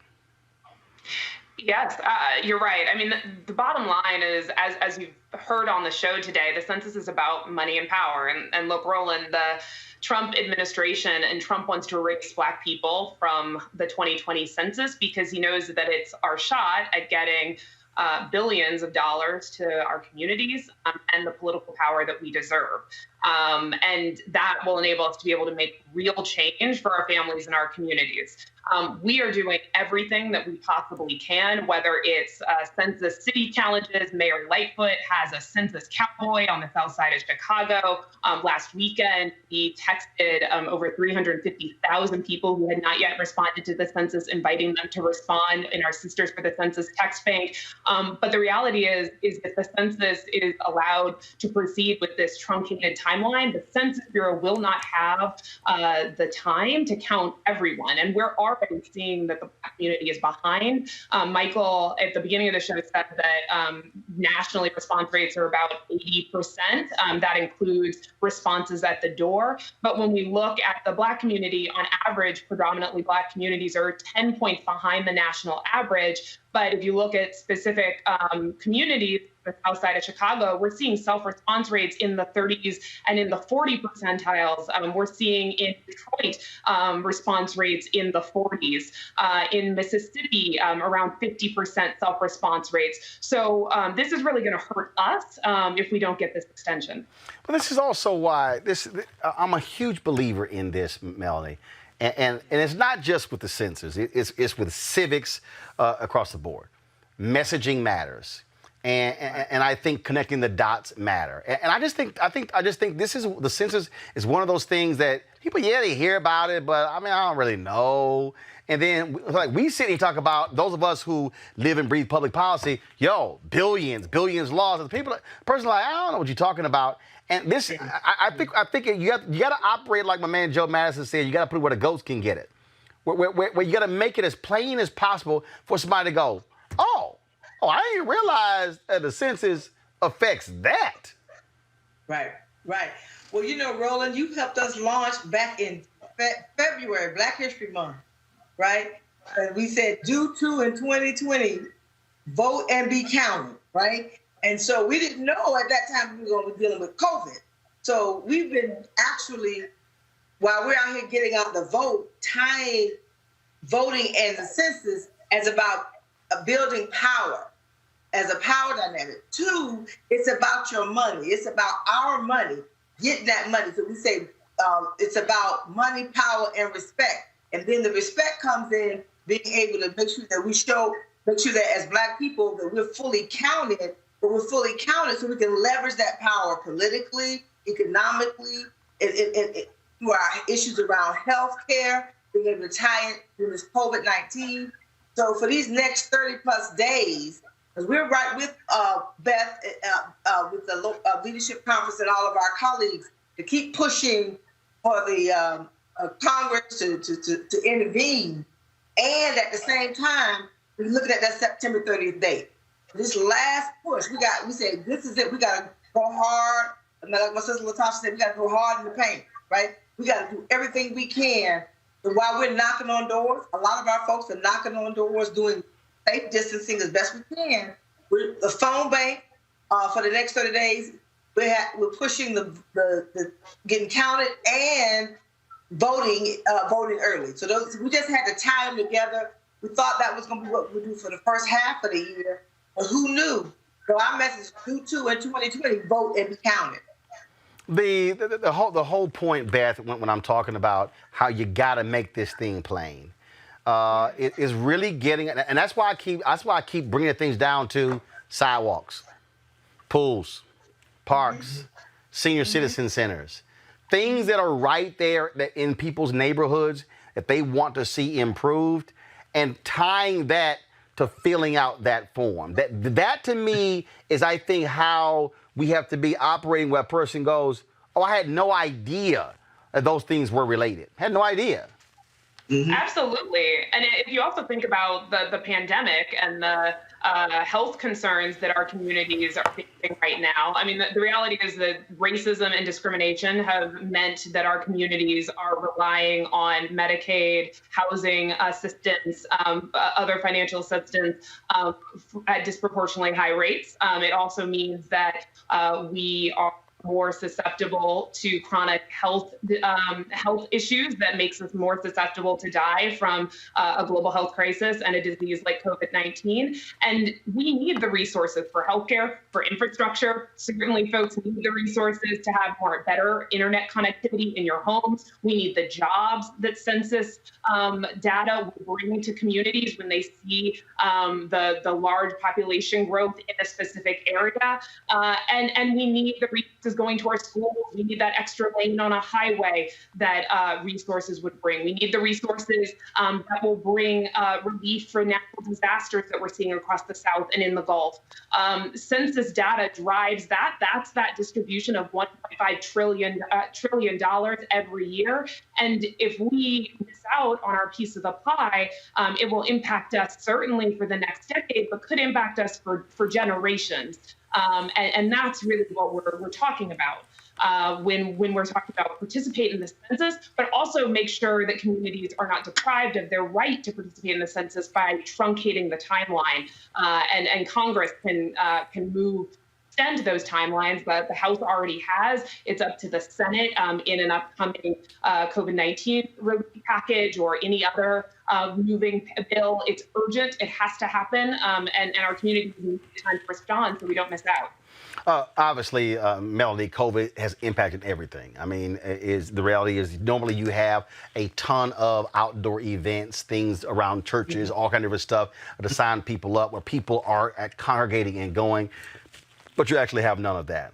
And so where we are is really, I mean, we are in truly an absolute digital world. Now, I live in that world, so I totally understand it.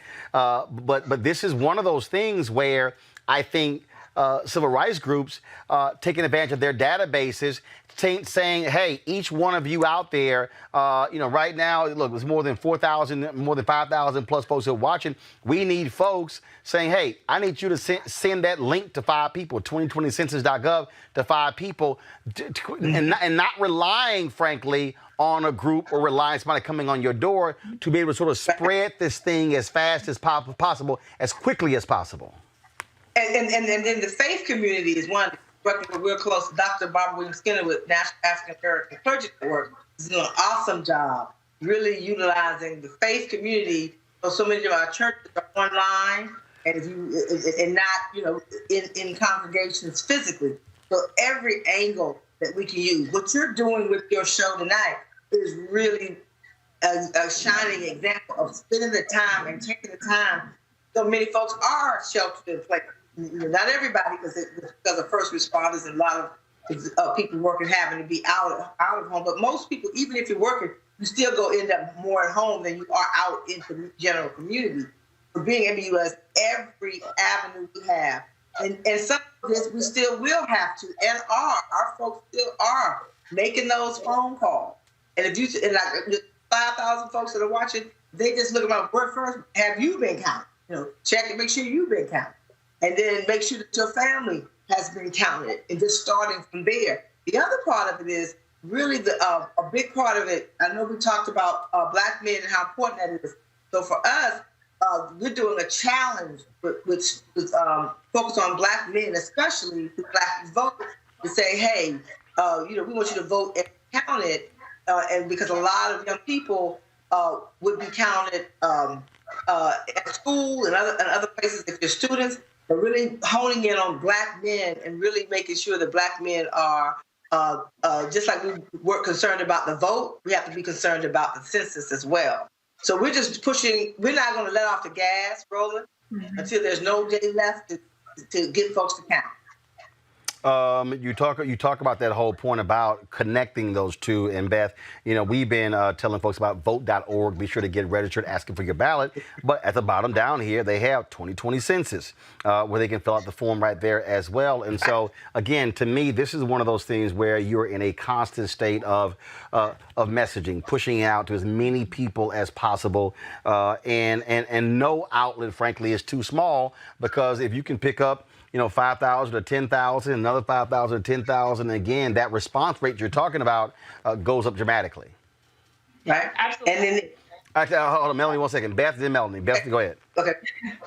No, absolutely, you're right. I mean, we are all influencers in our own communities. I think folks right now first take the census, go to 2020census.gov, and if you've done that, share the message. You're a messenger and an influencer in your own community. Share this show. If you're watching on Twitter, hit that retweet. If you're watching on Twitch, share it.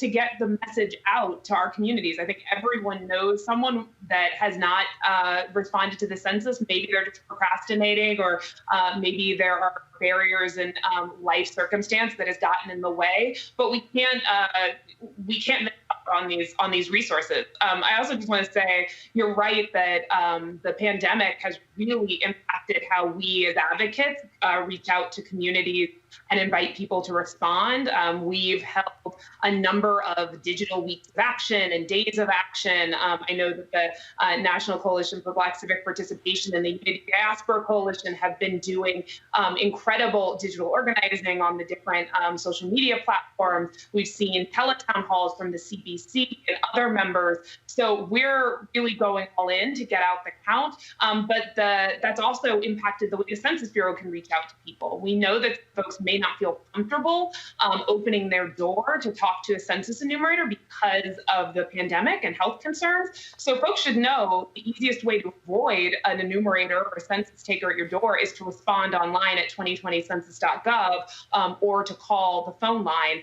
and respond that way. Melanie, go ahead.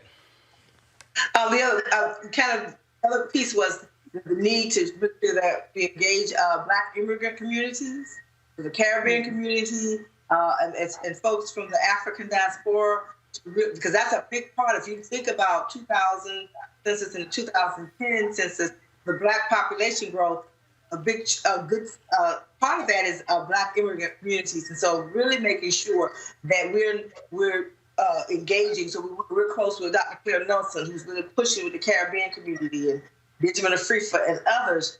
Undocumented Black, is another group that we're all working with, and I know with Beth and her and the Leadership Conference Coalition, and just really getting us. We had just had 2 weeks ago, Roland. We pulled everybody together again and said, hey, we really got to get together and push hard on this census, but also getting voting early too.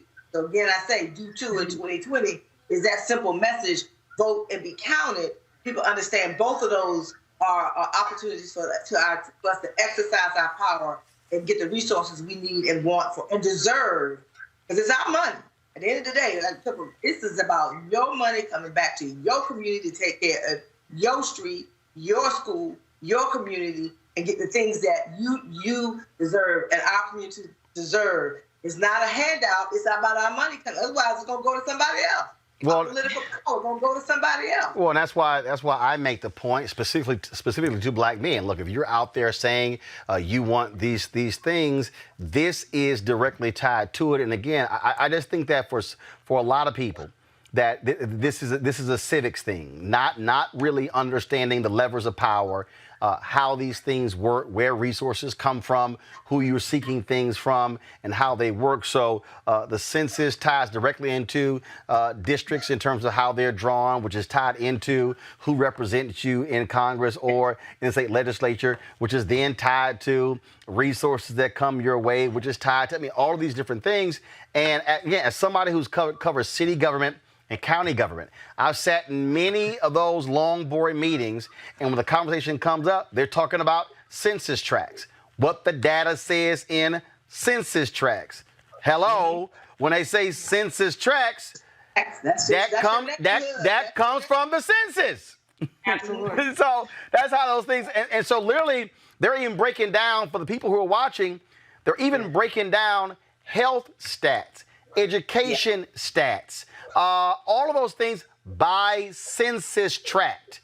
And that's why people have to realize, if you don't fill it out, then you're actually hurting yourself when in the data collection where they're saying, oh, this is for instance, Congressman Jim Clyburn is a 10, 20, 30 amendment. That is based upon census tracts, where 10% of the people who live below poverty, they want 10% of the resources to go to those census tracts, where 20% or more of the people live below the poverty line for 30 years. That is literally determined by the census tract. So, go ahead, Beth. Oh, no, you're absolutely right. We like to say the census is a tool for change, and we have to use it. Civil rights advocates, like you just said, use census data to defend our rights, to fight to protect the Voting Rights Act and to enforce it, but also to push for new legislation. If we don't know where we are, we can't then track and see disparities or see where our rights are being undermined by bad actors. So census data, yes, money, lots and lots of money that can go to our communities. Yes, number of seats in Congress you get, but also the basis for redistricting, but also it's our power. It's a tool for change. And I agree. I think that's a point that folks may not realize, that literally everything that you think about census data underlies, and it really is the foundation of our democracy. That's not hyperbole. Melanie, final comment. Hey, I just say to folks out there, if you haven't been counted, get counted. Make sure you get counted. Make sure you vote, and so we can get that. It's about money, power, and respect, and we deserve every dollar. We deserve to control the power. We talk about going on these streets where we're having to protest. We want to be able to control those city budgets and have the resources we need. The things that folks are talking about moving and reallocating funds. You got to have the funds there to reallocate, right? Provide those services. And census matters, voting matters. All right, then. Beth Leak, Melanie Campbell, I so appreciate it. Thanks a lot. Thank you. All right. Folks, going to a commercial break. We come back. We're going to talk with Congressman Stephen Horsford, who is over the Congressional Black Caucus Census Task Force. That's next on Roland Martin Unfiltered. You want to support Roland Martin Unfiltered? Be sure to join our Bring the Funk fan club. Every dollar that you give to us supports our daily digital show. There's only one daily digital show out here that keeps it black and keep it real as Roland Martin Unfiltered. Support the Roland Martin Unfiltered daily digital show by going to RolandMartinUnfiltered.com. Our goal is to get 20,000 of our fans contributing $50 each for the whole year. You can make this possible. RolandMartinUnfiltered.com. It's rough out there. People are looking for change, for answers. One answer is at your fingertips, the 2020 census. Census takers will be visiting households to make sure we are counted, because an undercounted community could miss out on billions of funding for schools, healthcare, and job assistance each year for the next 10 years. Too much is at stake. Respond online today. Shape your future. Start here at 2020census.gov. As our community comes together to support the fight against racial injustice, I want to take a second to talk about one thing we can do to ensure our voices are heard. Not tomorrow, but now. Have your voices heard in terms of what kind of future we want by taking the 2020 census today at 2020census.gov? Now, folks, let me help you out. The census is a count of everyone living in the country. It happens once every 10 years. It is mandated by the U.S. Constitution. The thing that's important is that the census informs funding, billions of dollars, how they are spent in our communities every single year. I grew up in Clinton Park in Houston, Texas, and we wanted new parks and roads and a senior citizen center. Well, the census helps inform all of that and where funding goes. It also determines how many seats your state will get in the U.S. House of Representatives. Young black men and young children of color are historically undercounted, which means a potential loss of funding for services that helps our community. Folks, we have the power to change that. We have the power to help determine where hundreds of billions in federal funding go each year for the next 10 years. Funding that can impact our community, our neighborhoods, and our families and friends. Folks, responses are 100% confidential and can't be shared with your landlord, law enforcement, or any government agency. So please, take the 2020 census today. Shape your future. Start at 2020census.gov. All right, folks, Congressman Stephen Horsford of Nevada. He chairs the Congressional Black Caucus Census Task Force. He joins me right now. Congressman, glad to have you back on Roland Martin Unfiltered. Thank you, Roland. Appreciate everything you're doing. Look, guys like you, y'all get tons of requests from people. Folks come to y'all, they come to your constituents, and they say, we want to see this, we want to see that, we want to see this. And what a lot of people just don't realize is really the process that has been established in this country as to how dollars are allocated. And this one count every 10 years basically ties your hands because the numbers are the numbers. And once it's done, once it's tabulated, see you in a decade. You are so right, Roland. And what's frustrating is I know we have people taking to the streets over this past year talking about structural racism, social injustice, racial inequities, everything from healthcare to education to jobs and employment, small businesses. And so much of it depends, as you just said, on information that comes from the census. Right now, as of the end of July, the self-response rate is about 65% nationwide. While among the predominantly black census tracts, there is an undercount of about 14%. That 14% equates to billions of dollars that we will lose every single year over the next 10 years. And I want to make this point. I'm hopeful that we're going to have a new administration, and we're going to have the history-making new vice president in Kamala Harris. Well, guess what? A Biden-Harris administration will advocate for more funding and investment in our schools, in healthcare, in funding for colleges, historically black colleges and other things. But if the data isn't there, the money can't flow. And that's the message that I want people to hear, is that we have to be counted in order for this money to get to our communities, not just now, but for the next 10 years. So when we talk about on the congressional level in terms of what the task force is doing, how have y'all been really helping to shape and reshape this whole issue to ensure that African Americans are being reached? Because again, I hear it all the time. CBC ain't doing jack. They ain't doing nothing. They don't accomplish nothing. But this is one of those things where folks don't see how the sausage is being made. So one of the things that we've been doing is working very closely with Stacey Abrams' organization, Fair Count and Fair Fight. I know you were just talking to the Black Roundtable, as well as the Leadership Conference, as well as the National Urban League and the NAACP. So we have been convening these organizations for more than a year and a half now, under the leadership of our chairwoman, Karen Bass. But specifically, we have looked at every member of the Congressional Black Caucus. There are 55 of us. We know exactly what the response rates are in each of those districts. We've done heat maps to show where the response rates have come in under count, and we have been targeting those resources. Our majority whip, Jim Clyburn, literally is putting up billboards throughout South Carolina in his district over the next few weeks to encourage people to get out and vote.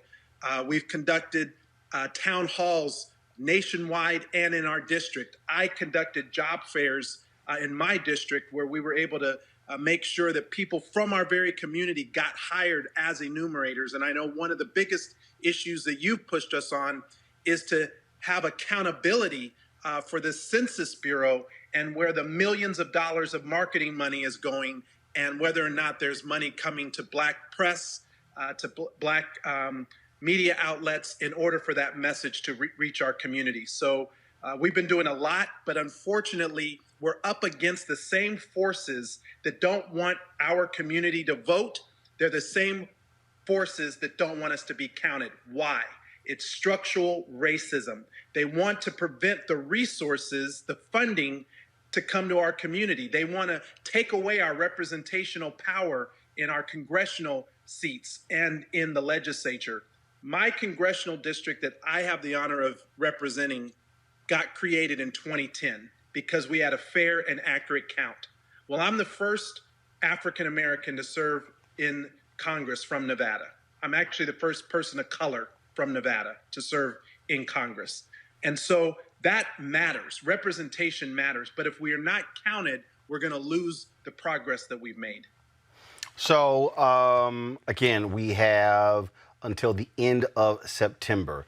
What have you been seeing among African Americans in your state, how they have been able to make this, to really drive this messaging home and get African Americans to understand what they must be doing?